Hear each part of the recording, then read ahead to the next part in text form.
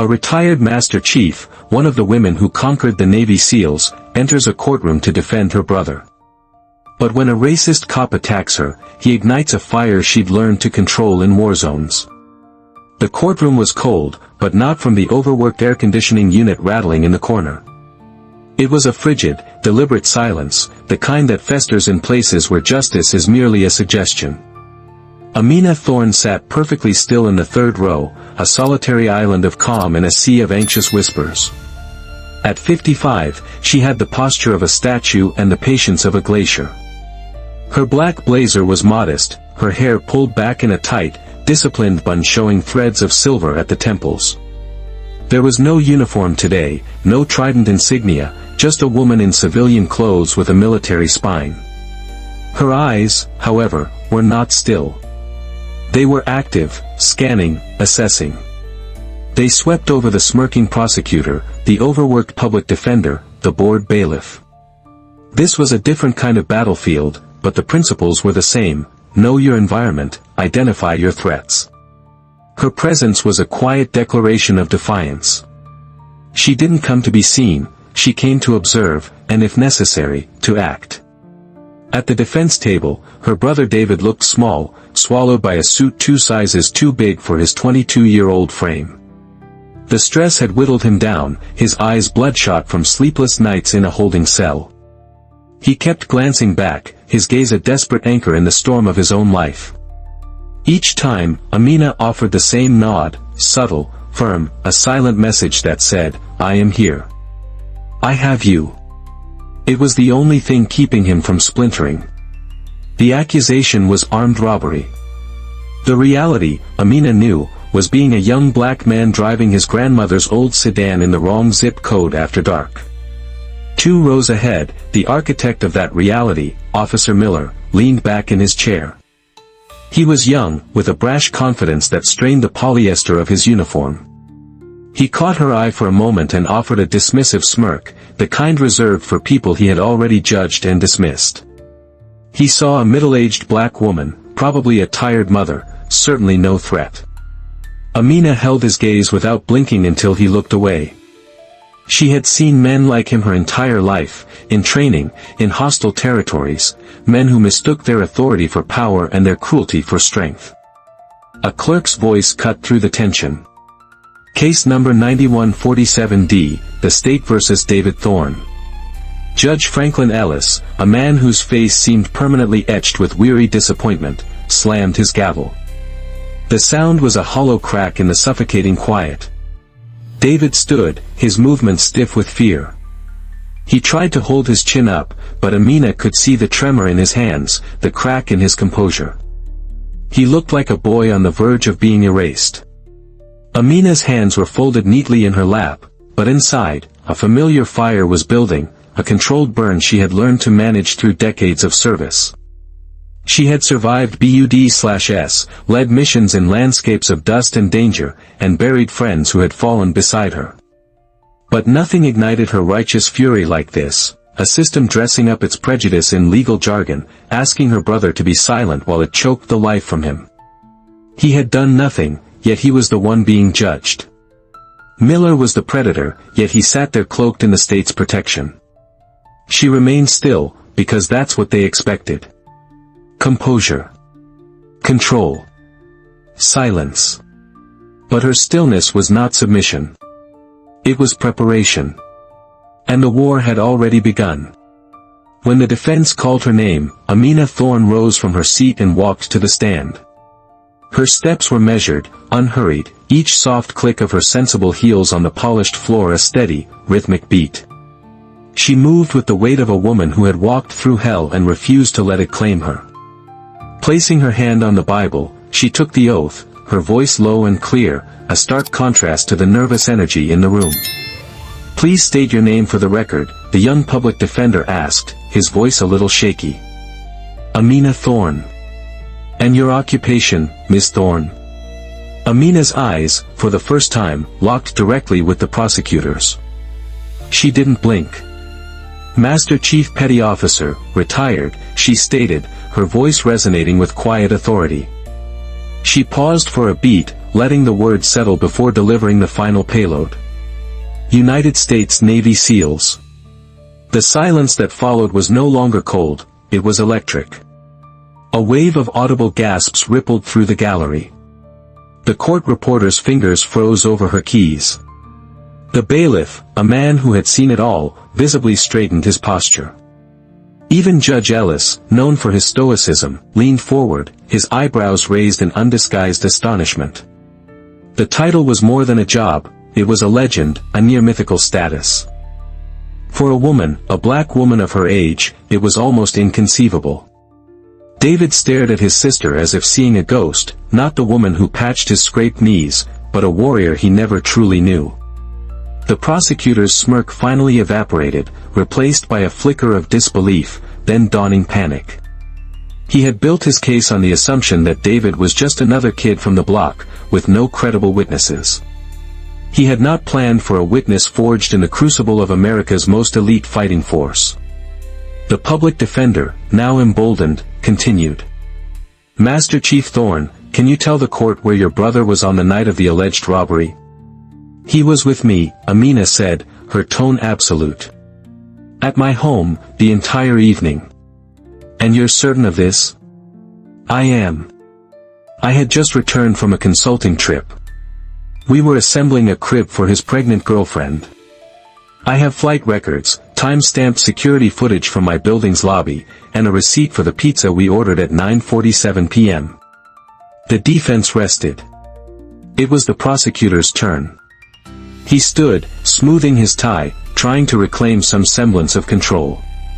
Master Chief Thorne, he began, his voice dripping with forced skepticism. Your file says you're an expert in unconventional warfare, is that correct? Among other things, Amina replied evenly. Skills like tactical deception, misdirection, creating narratives to achieve a mission objective. Objection, the public defender stammered. I'll allow it, the judge said, his eyes fixed on Amina. Amina's gaze remained unwavering. My training is to find and expose the truth in hostile environments, counselor. Not to fabricate it. The prosecutor leaned in, his voice tightening with malice, laced now with a new, ugly insinuation. A woman with your experience, and your protective instincts, wouldn't you do anything to protect your family, even lie under oath? The sexism was as blatant as it was desperate. The entire courtroom tensed. Amina tilted her head, a gesture of cold curiosity. No, she said, her voice dropping to an icy calm. I haven't lied. But you seem to be an expert on the subject. The burden of proof is on you, and you have nothing. I suggest you stop digging. The prosecutor recoiled as if struck, his face flushed with humiliation. He had tried to corner a lioness and found himself thoroughly mauled. No further questions, he snapped, retreating to his table. As Amina was dismissed, she knew she had won the battle of testimony. But as she met Officer Miller's venomous glare from the gallery, she knew the war was far from over. As Amina Thorne stepped down from the witness stand, the courtroom air was thick with a new kind of tension. She had dismantled the prosecution's narrative with surgical precision, but in doing so, she had wounded the pride of the men who upheld it. Her footsteps were crisp against the floor as she walked back toward her seat, her focus absolute. She moved like a woman who was always aware of her surroundings, a habit forged in places where a moment's inattention meant death. She had just passed the first row when Officer Miller rose from his seat. The movement was deliberately casual, designed to look incidental, but Amina's peripheral vision, trained to catch the flicker of a threat before a shot was fired, registered it instantly. He positioned himself directly in her path. She was barely a foot away when it happened. His elbow jabbed sharply into her side. It wasn't a bump. It wasn't an accident. It was a calculated, cowardly act of aggression, delivered with a smug certainty that it would go unpunished. The impact was sickeningly soft, a muted thud of flesh and bone, meant to intimidate, to disrespect, to remind her of her place. The gallery gasped. A woman near the back stifled a cry. The bailiff shouted, Hey! Judge Ellis's gavel slammed down like a thunderclap. Order! Order in this court. But Amina didn't flinch. She didn't stagger or cry out. The blow had landed, but it hadn't achieved its intended effect. She stood rooted to the spot, her posture as immutable as granite. Her jaw clenched, and for a single, terrifying moment, the controlled fire in her eyes blazed into an inferno. She turned toward Miller, not with haste, but with a slow, deliberate motion, her gaze narrowing with the lethal clarity of a sniper acquiring a target. What in God's name just happened? Judge Ellis barked from the bench. Miller was already performing his lie. She walked into me, Your Honor. I didn't see her. His voice was oily with false sincerity. She was 2 feet in front of you, the bailiff snapped, already moving. Amina raised a hand slightly, a gesture that commanded silence. Permission to speak freely, Your Honor. The judge hesitated, taken aback by her profound composure. He saw no victim before him, but a figure of immense authority. Granted. She took one slow step toward Miller, who instinctively took a step back. She didn't raise her voice. She didn't have to. Every person in the room leaned in to hear. Officer, she began, her voice a low, steady hum of controlled fury. I've been pinned down by enemy fire in the mountains of Afghanistan. I have jumped from helicopters into black oceans. I have buried men I considered brothers, men who died defending the flag you wear on that uniform. She took another step.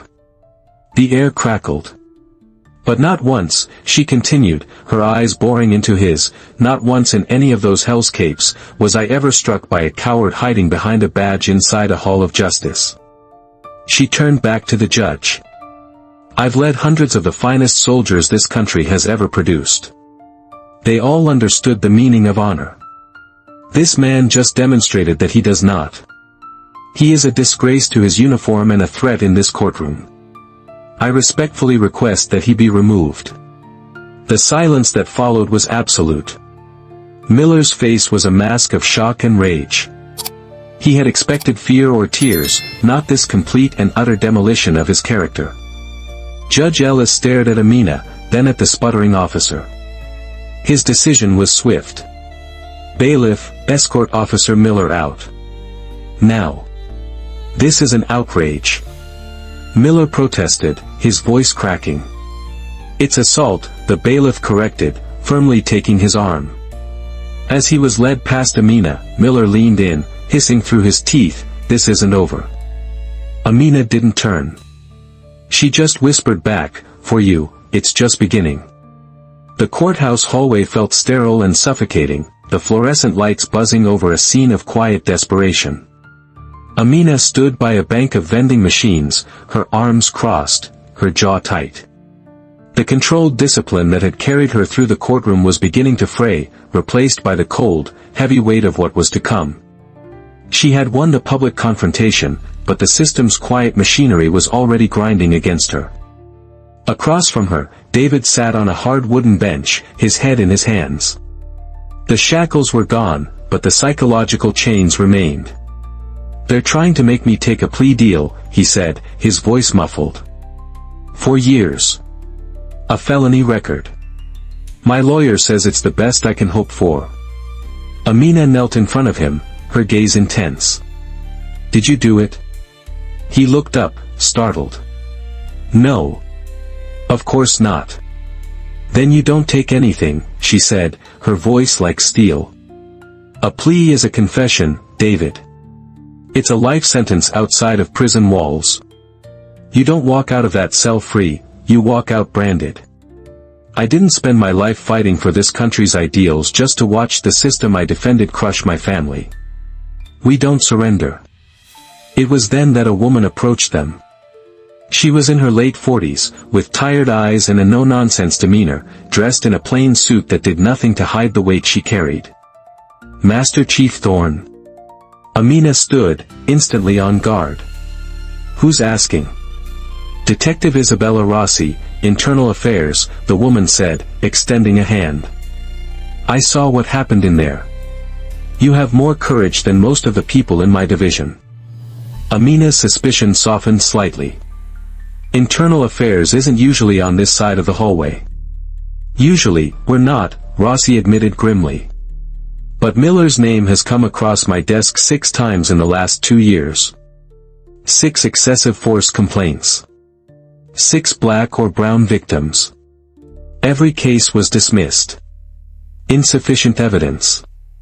Witnesses recanted. Body cam footage mysteriously corrupted. Amina's jaw tightened. And no one did anything. We tried, Rossi said, her voice filled with frustration. But the department protects its own. Miller is a symptom of a disease, and the institution would rather let the patient die than admit it's sick. The security footage of him elbowing you? It's already been lost in a server transfer. The corruption was deeper than she'd imagined. So why come to me? Amina asked. Rossi's eyes were direct. Because you're the first person Miller couldn't intimidate. And you're the first person with a platform big enough that they can't just make you disappear. I'm stuck on the inside, buried in paperwork they want me to sign off on. But you're on the outside. You can make noise they can't ignore. I can't officially give you anything, but I can tell you where to look. Amina listened, her mind processing the information like a battlefield assessment, identifying targets, calculating risks. She spent her entire career breaking through impenetrable systems. This was no different. I didn't break down barriers in the military just to see the system I defended do this, Amina said, more to herself than to Rossi. A new resolve hardened in her eyes. She wasn't just fighting for her brother anymore. She was fighting for all the others who didn't have a voice. They think this is over, Amina said, turning to look back at the courtroom doors. They're about to find out what a real counteroffensive looks like. That night, Amina's small, tidy apartment became a war room. The air, usually filled with the scent of lemon polish and old books, now hummed with the low thrum of a laptop and the tense silence of a mission in progress. She wasn't a hacker, but as a Master Chief, her greatest weapon had never been technology, it was her network. She had led, trained, and mentored hundreds of sailors, forging bonds in the crucible of shared sacrifice. That loyalty was a currency more valuable than gold. She made a single call. Marcus? It's Amina. I need a favor. It's off the books. It's for family.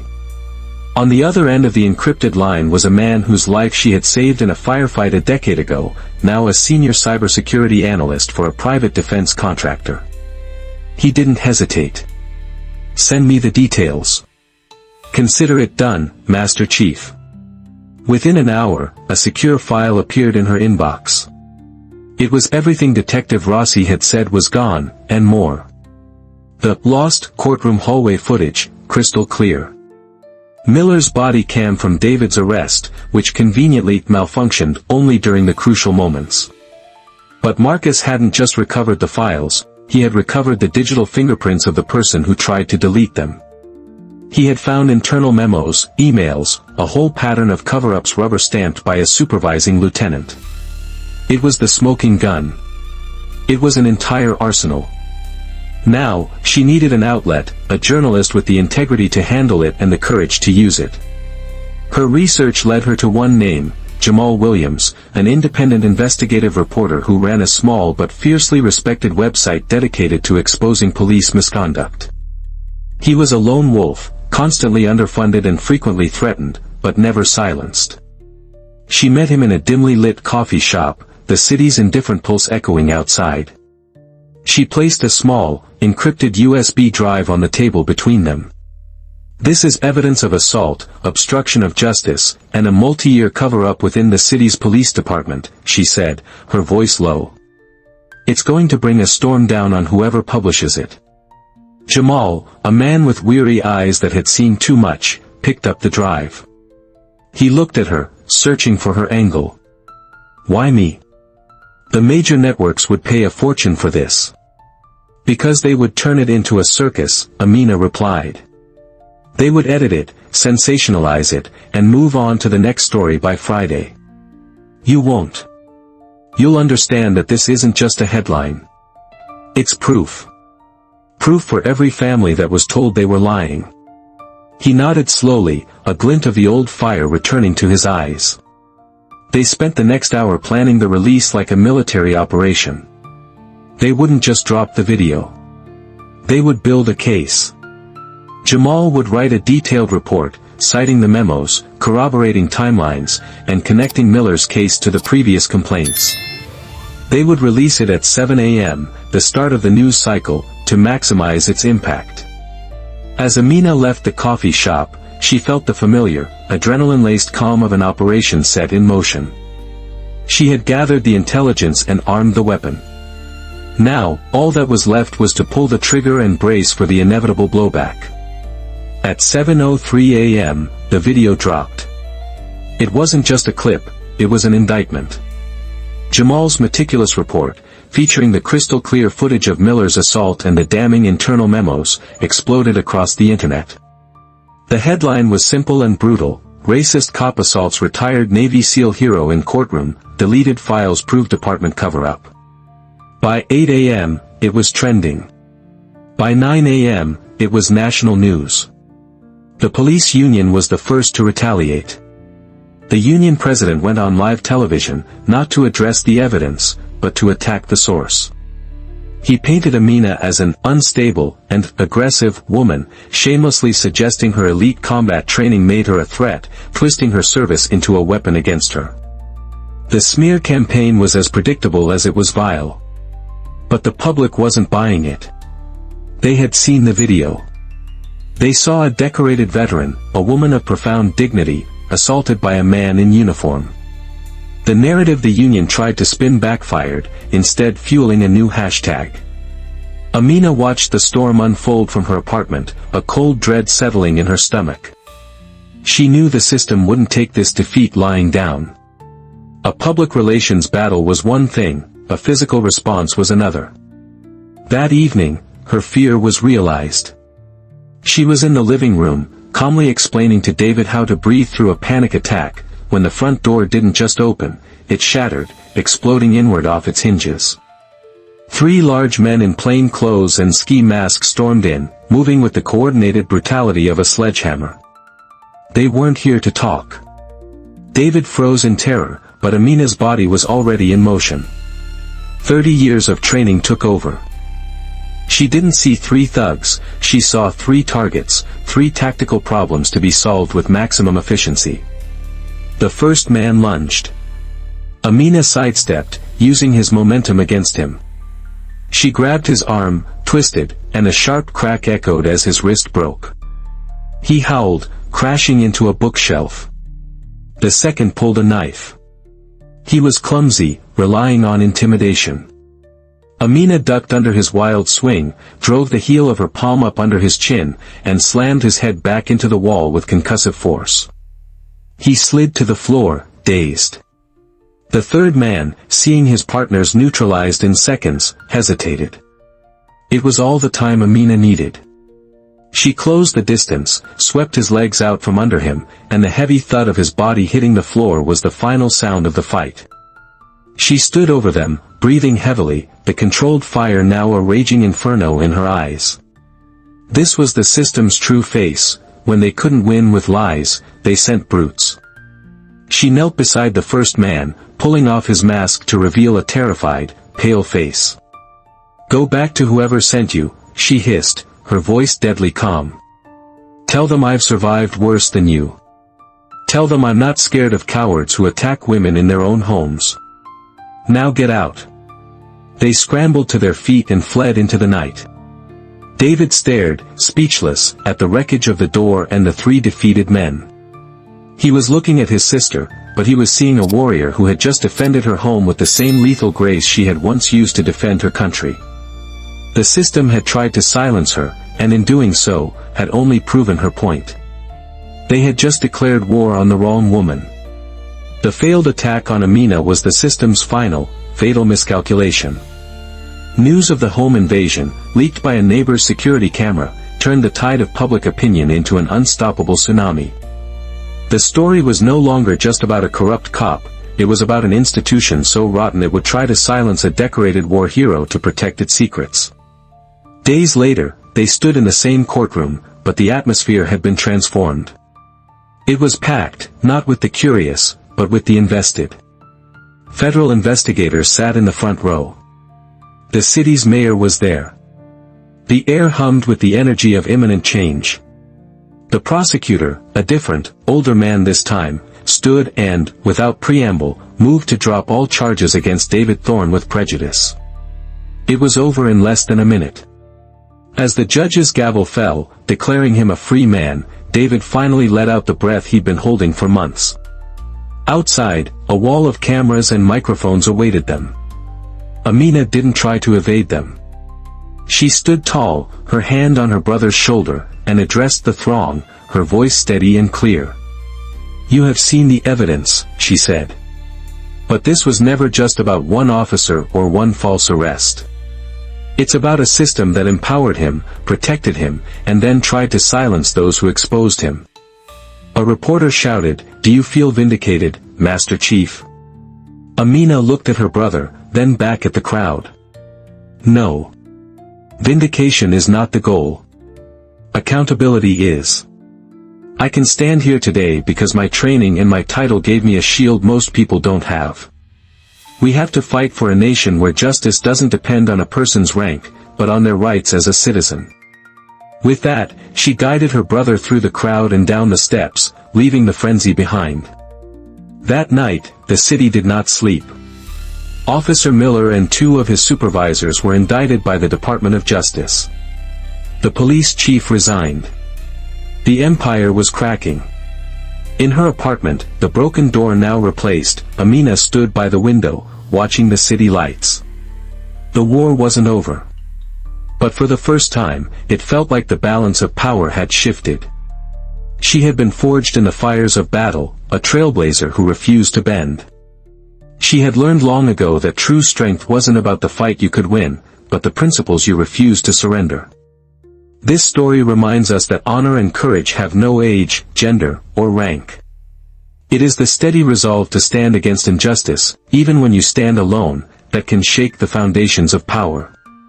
Amina's journey is a testament to the fact that one person's refusal to be silenced can awaken the conscience of a nation. What are your thoughts on a citizen's duty when faced with systemic injustice? Share your opinions in the comments, and let's continue the conversation with respect. For more stories of incredible bravery, be sure to like, share, and subscribe.